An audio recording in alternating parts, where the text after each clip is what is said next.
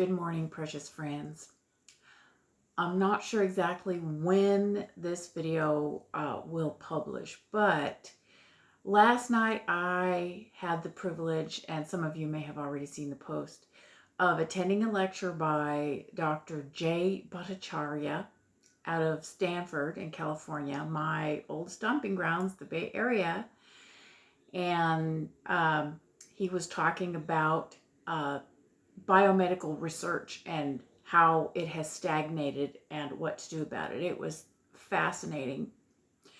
I was privileged enough to meet him personally and have a short chat with him. Of course, there were loads of people who wanted to meet him, so I only had a few minutes, but we shared our concern with and our admiration for Dr. Jordan Peterson. I mentioned how I had prayed for him when he was undergoing benzodiazepine detox in Russia, and Dr. Battacharya mentioned that he had prayed for him too, which was lovely. And then I mentioned to him that I am a native of the Bay Area, and he kind of brightened up a little bit, and he said, "Oh, so you understand, you get it." And I said, "I absolutely do. I understand what it takes in that kind of an environment to walk out of the lockstep of the establishment and the institutions, and how much I appreciated his bravery and his commitment to honesty and the truth." So this was an event hosted by Hillsdale College, which is a Christian college based in Michigan, but they have opened a branch. I believe it's the Academy for Science and Freedom that is running out of Washington, D.C., and they are doing events all over the country, apparently. And I don't even know how I managed to get the invitation. It came up in my not YouTube, but my Facebook feed of all places. And the place where the lecture was taking place is in Franklin, Tennessee, which is only about 40 miles from where I live. And it was free. And it did say that there was a cocktail event ahead of time, which I, of course, attended in the hopes of, doing a little networking, which I didn't really very successfully do. But anyway, I had no idea that he would be present at the cocktail event. But anyhow, I'm so happy and so glad that I went. According to the event organizers or the event staff that I talked to, the talk itself had been recorded, and it will be available on the Hillsdale College website. And I will, as soon as I can, I'll get a link and post it on my channel so that you all can see the talk.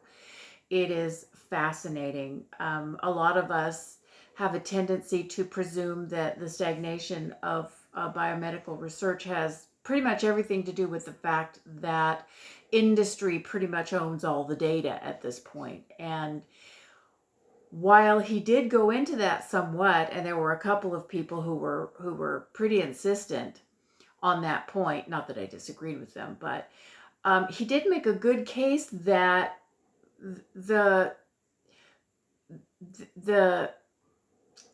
way that industry sort of controls research at this point is actually probably more of a symptom of the stagnation than it is the cause of it. And I really, really appreciated his argumentation. I cannot make the argument, so I won't bother to try here.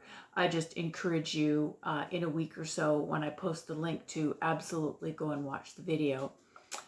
But on top of that, at the end of the session, during the question and answer period, yours truly, was honored to be able to pose a question to Dr. Battacharya, and the question was this: what was his opinion of carbohydrate restriction and animal-based diet as treatment modalities for lifestyle-related, chronic disease? And he said pretty much everything I could have hoped he would say, except that he did not say that he espoused an animal-based diet for himself, which would have been spectacularly awesome. He didn't say that. He didn't speak to his particular diet at all, although it wasn't particularly inappropriate of him to avoid doing so. But what he did say was what I and a lot of the people I trust have been saying on YouTube and other places on the internet for some time, which is the state of nutritional epidemiology is appalling. The vast majority of it does not even deserve to be called research, and that one must have the guts and become educated enough to do the experiments on one's self within reason, right? I don't suggest that you try to do a 7-day dry fast. That wouldn't be wise. But could you experiment with 24-hour water fasts or 48-hour water fasts, presuming your body fat isn't too low? Yes, absolutely you could. Could you transition to a carnivore-based diet and for a period of time, 6 months or a year, I would recommend? Yes, you absolutely could. And keep track of what you're doing. Could you experiment with removing entire food groups, such as vegetables or dairy or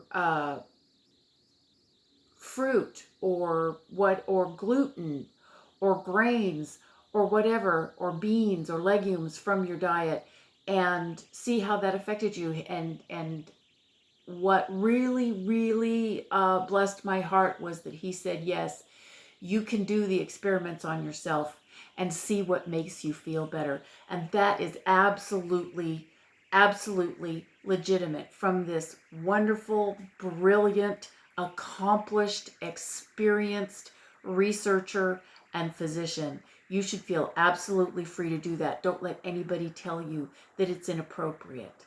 Okay? And the last thing he said, which again really blessed my heart, is he said, no individual should allow another entity, professional or not, be it a doctor or a dietitian or a university professor or researcher, the government, anybody, tell you that you need to eat a diet that makes you feel bad.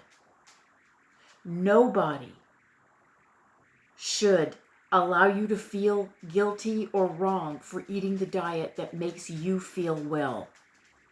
Amen and amen. Well, that's all.